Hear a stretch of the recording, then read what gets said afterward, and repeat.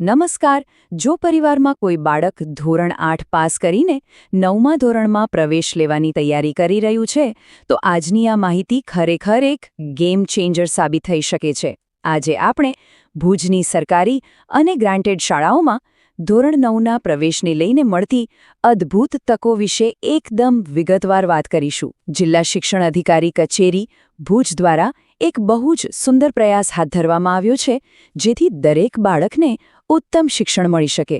ચાલો સમજીએ કે આ બધું બરાબર શું છે. જો ભુજના જિલ્લા શિક્ષણાધિકારીશ્રીનો એક બહુ જ સ્પષ્ટ અને મક્કમ સંકલ્પ છે. ધોરણ 8 પાસ એક પણ વિદ્યાર્થી માધ્યમિક શિક્ષણથી વંચિત ન રહે.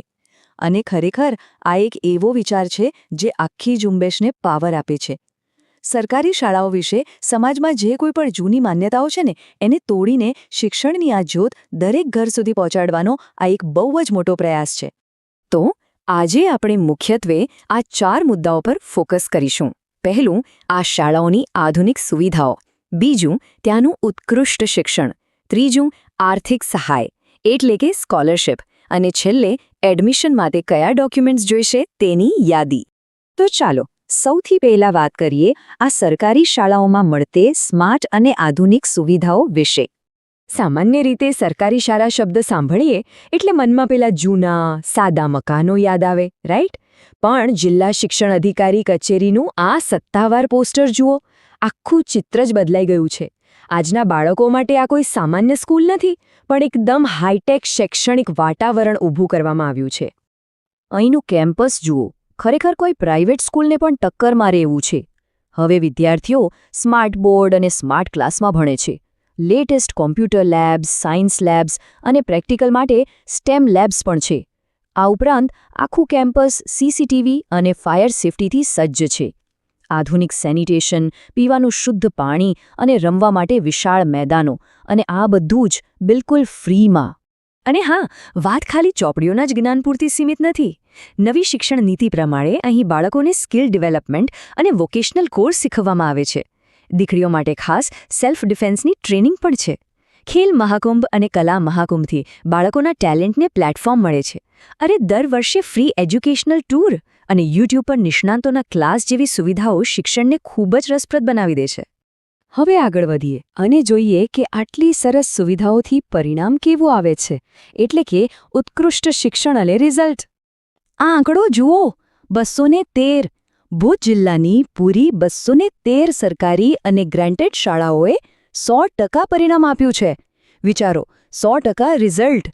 આ બતાવે છે કે ત્યાંના અનુભવી શિક્ષકો કેટલી મહેનત કરે છે અને ત્યાંનું એજ્યુકેશન ખરેખર કેટલું પાવરફુલ છે. એટલું જ નહીં, આ 751નો આંકડો તો જુઓ. 751 સ્ટુડન્ટ્સે A1 ગ્રેડ મેળવ્યો છે. એટલે કે સરકારી શાળાના બાળકો હવે ટોપર્સના લિસ્ટમાં જબરદસ્ત રીતે પોતાનું સ્થાન જમાવી રહ્યા છે.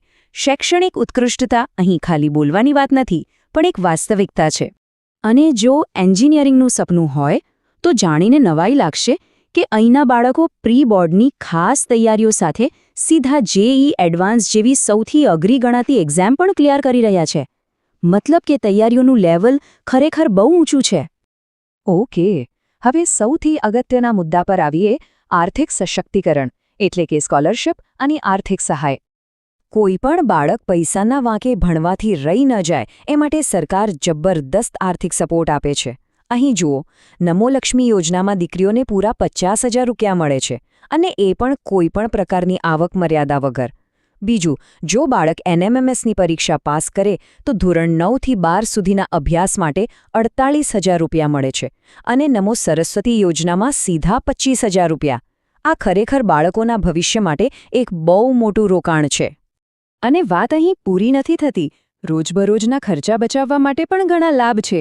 જેમ કે સરસ્વતી સાધના યોજનામાં મફત સાયકલ મળે છે, શાળા દૂર હોય તો ટ્રાન્સપોર્ટેશન માટે સહાય, અને જ્ઞાન સાધના પરીક્ષા પાસ કરો તો આગળની પૂરી ફી માફ. વત્તા કોમ્પ્યુટર શિક્ષણ અને પાઠ્યપુસ્તકો તો બિલકુલ મફત જ છે. ટૂંકમાં ભણતરનો આર્થિક બોજ હવે સાવ શૂન્ય થઈ ગયો છે. તો હવે આ બધી સુવિધાઓનો લાભ લેવા માટે આપણે શું કરવું પડશે? ચાલો જાણીએ એડમિશન અને શિષ્યવૃત્તિના જરૂરી દસ્તાવેજો વિશે. સ્ક્રીન પર આ જે સત્તાવાર ચેકલિસ્ટ છે ને એક ખાસ નોંધી લેવા જેવું છે. એડમિશન અને સ્કોલરશિપ માટે કયા ડોક્યુમેન્ટ્સ જોઈશે એનું આ આખું લિસ્ટ છે, જેથી પ્રક્રિયા એકદમ સરળ બની જાય. એડમિશન કન્ફર્મ કરવા માટે બહુ સિમ્પલ 3 વસ્તુઓ જોઈશે. પહેલું, ધોરણ 8 પાસ કર્યાનું ઓરિજિનલ લિવિંગ સર્ટિફિકેટ એટલે કે LC. બીજું, એજ LCની 2 ઝેરોક્સ. અને ત્રીજું, 8મા ધોરણના રિઝલ્ટની 1 ઝેરોક્સ. બસ આટલું જ. પણ હા, પેલા હજારો રૂપિયાની સ્કોલરશિપ અને સહાય લેવી હોય ને તો આ ડોક્યુમેન્ટ્સની 2 ઝેરોક્સ તૈયાર રાખવી પડશે. વિદ્યાર્થીનું આધાર કાર્ડ, બેંકની passbook, ration card, 2 passport size ફોટા અને જો લાગુ પડતા હોય તો જાતિ અને આવકના દાખલા, બધાની 2 કોપી. હવે આ એક બહુ જ ધ્યાન આપવા જેવી બાબત છે. સ્કોલરશિપના પૈસા સીધા બેંક એકાઉન્ટમાં આવશે, એટલે વિદ્યાર્થીનું આધાર કાર્ડ બેંક ખાતા સાથે લિંક હોવું ફરજિયાત છે. અને બેંકમાં ખાસ ચેક કરાવી લેવાનું કે ખાતામાં DBT એટલે કે ડાયરેક્ટ બેનિફિટ ટ્રાન્સફર ચાલુ હોય. જો આ નહીં હોય તો પૈસા ખાતામાં જમા થઈ શકશે નહીં. તો જોયું ને, બેસ્ટ ઇન્ફ્રાસ્ટ્રક્ચર, 100% રિઝલ્ટ આપતું શિક્ષણ અને પૂરેપૂરો આર્થિક સપોર્ટ, બધું જ ફ્રીમાં. જિલ્લા શિક્ષણાધિકારી શ્રી ભુજની આ અદ્ભુત પહેલનો લાભ દરેકે લેવો જોઈએ. તો હવે વિચાર શું કરવાનો? બાળકના ઉજ્જવળ ભવિષ્ય માટે શું આજે જ નજીકની સરકારી કે ગ્રાન્ટેડ શાળાનો સંપર્ક ન કરવો જોઈએ? આ તક જવા દેવા જેવી નથી. આ સત્રમાં જોડાવા અને આ માહિતી જાણવા બદલ ખૂબ ખૂબ આભાર. માહિતી આગળ શેર કરતા રહો અને ચાલો આપણે સૌ મળીને શિક્ષણની આ જ્યોત ઝળહળતી રાખીએ.